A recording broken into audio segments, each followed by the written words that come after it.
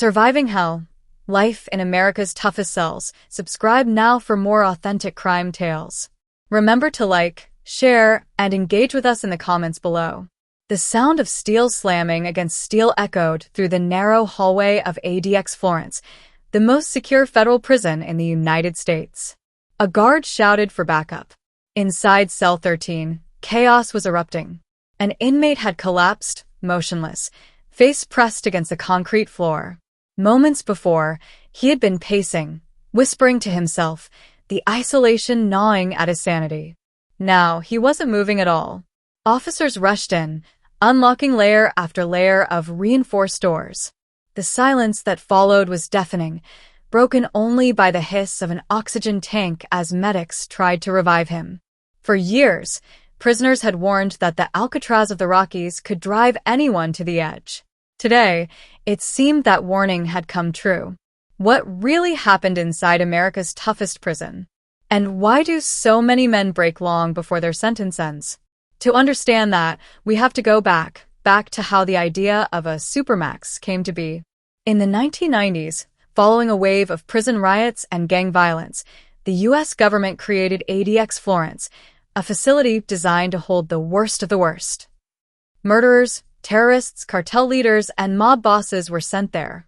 The goal was total control, no physical contact, no group activities, no sunlight for more than an hour a day.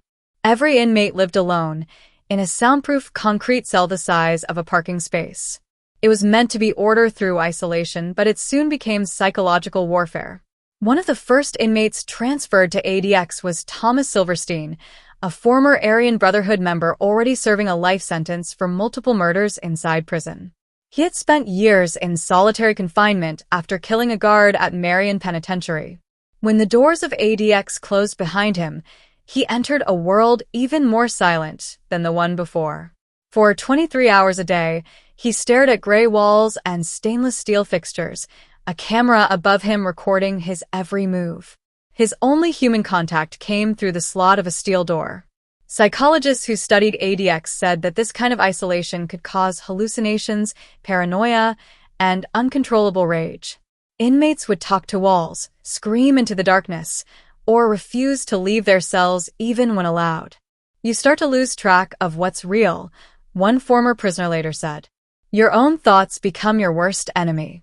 As reports leaked out about the conditions, human rights groups began to ask, was this punishment or torture? Lawsuits were filed. Journalists called for access but were denied. Yet, even with public scrutiny mounting, the walls stayed silent, and the doors stayed locked. But then came a moment that forced the nation to pay attention again, when another prisoner, once described as unbreakable, was found collapsed in his cell just like Silverstein. Only this time, what investigators discovered in that room would shake the entire prison system.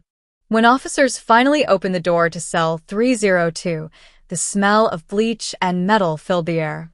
The inmate on the floor was Richard Lee McNair, a man once infamous for escaping from 2 high-security prisons, even mailing himself out in a crate. This time, there was no escape, only silence. His body was limp, pale under the flicker of fluorescent light.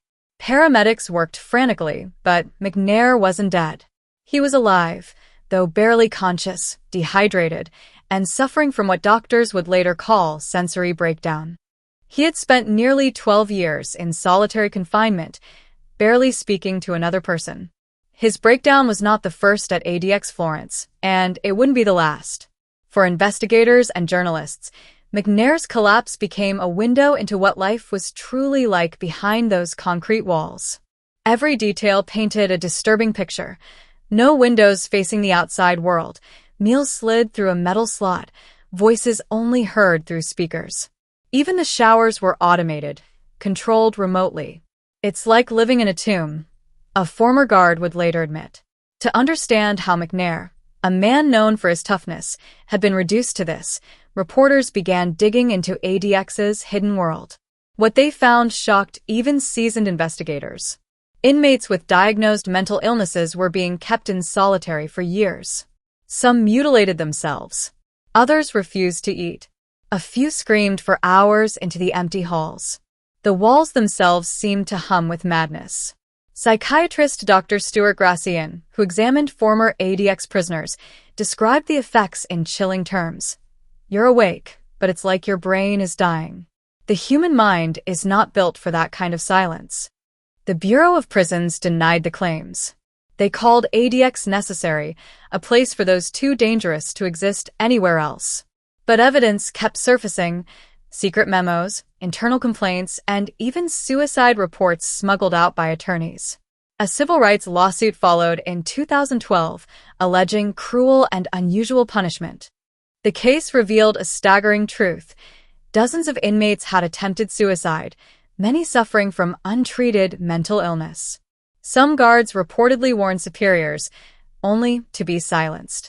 Even as the nation debated, life inside went on. 23 hours of solitude, 1 hour in a concrete recreation pen known as the cage. The few who managed to leave ADX often left with trembling hands and distant eyes. "You don't walk out the same," one former inmate said.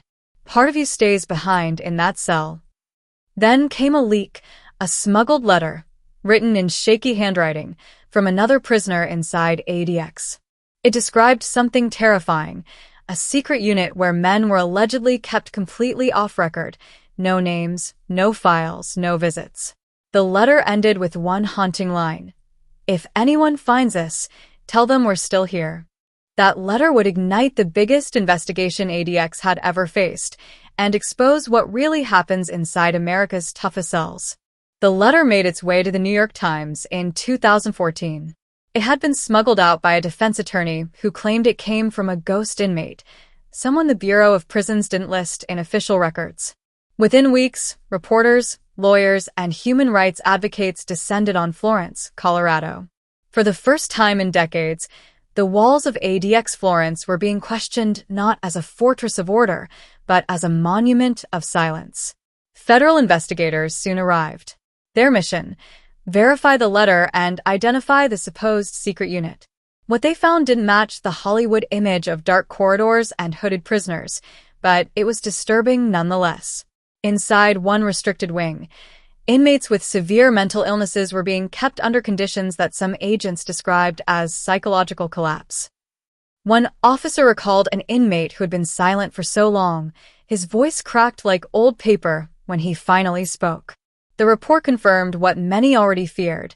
Several prisoners had been held in long-term isolation despite showing clear mental deterioration. Some had been stripped of contact privileges indefinitely, effectively erasing them from the system's radar. The Bureau called it administrative oversight. But to others, it looked like deliberate disappearance, prisoners fading from view without dying. The findings sparked national outrage. Advocacy groups launched petitions demanding closure of the solitary units. Even former wardens came forward. One admitted that ADX was never meant to be a warehouse for broken men. The pressure mounted, and the Bureau of Prisons promised reform. For the first time, cameras were allowed inside under tight supervision.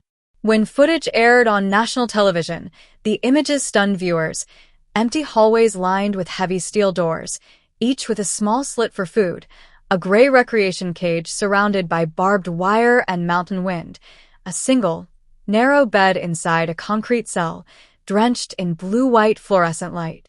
The emptiness was the story. Then came a shocking twist. Among the footage, a former guard recognized a cell, one that had supposedly been sealed years earlier. Its number didn't appear on any official layout. When investigators pressed further, they found that the inmate assigned to it had no digital record. His paper file was missing. Some believe he had been transferred quietly to another facility. Others think he never left ADX at all. The revelation reignited the debate. How much control should a prison have over silence itself? Was ADX Florence protecting society, or was it burying its secrets behind concrete and steel? By 2015, the lawsuit against the Bureau was settled.